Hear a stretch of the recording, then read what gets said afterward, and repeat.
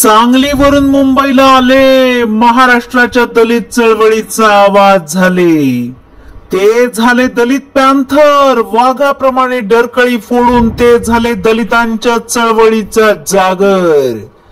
त्यांनी काढला सारा महाराष्ट्र पिंजून, गोळा केलाय राज्यातला बहुजन, राजकारणाला वाहून घेतलं आपलं तन मन। आज ते होत आहेत पुन्हा तिसऱ्या वेळेस केंद्रीय मंत्री, म्हणूनच आम्ही मानतोय त्यांच्या कार्याची जंत्री। कधी आमदार, कधी खासदार, कधी राज्याचे तर कधी केंद्राचे मंत्री, म्हणूनच आम्ही मानतोय त्यांच्या कार्याची जंत्री। नमस्कार, मी नीता देव। आपण पाहत आहात बार्शी टुडे यूट्यूब चैनल।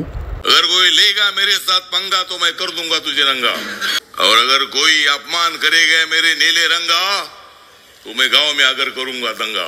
आपल्या दुश्मनावर घालणार आहे मी घाव, कारण आठवले आहे माझं नाव। चेहऱ्यावर व्यवस्थेच्या विरोधातला विद्रोह, अंगावर रंगीबेरंगी कपडे आणि जॅकेट ठरलेलंच।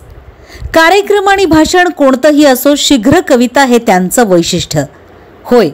आपण बोलतोय केंद्रीय सामाजिक न्यायमंत्री रामदासजी आठवलेंबद्दल।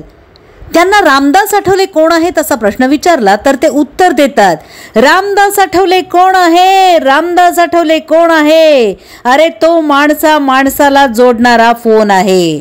रामदास आठवले कोण आहे, तो तर दलित चळवळीचा बोन आहे।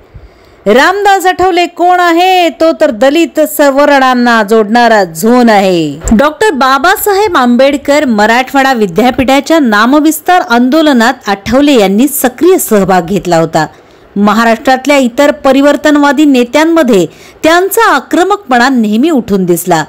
त्याचबरोबर त्यांची सामान्य जनतेमधील उठबस ही चर्चेचा विषय झाली। चळवळीने त्यांचे नेतृत्व मान्य केले, प्रस्थापितांच्या मनात त्यांच्याबद्दल धडकी भरली। त्यांना कवी अरुण कांबळे आणि गंगाधर गाडे यांनी वैचारिक दिशा दिली। रिपब्लिकन पार्टी इंडियाच्या माध्यमातून त्यांनी दलितांना एकत्र केले। त्यांची सर्व मान्यता पवारांनी ओळखली। ते मग विधान परिषदेचे सदस्य झाले, परिवहन आणि सामाजिक न्याय खात्याचे मंत्री झाले। विधान परिषदेचे सदस्य झाल्यावर त्यांचा सर्वसमावेशक वावर हा लोकप्रिय झाला। पुढे ते मुंबई आणि पंढरपूर या लोकसभा मतदारसंघातून निवडून आले, मात्र त्यांचा शिर्डी लोकसभा मतदारसंघात पराभव झाला। मग त्यांनी भाजपाला साथ द्यायचं ठरवलं।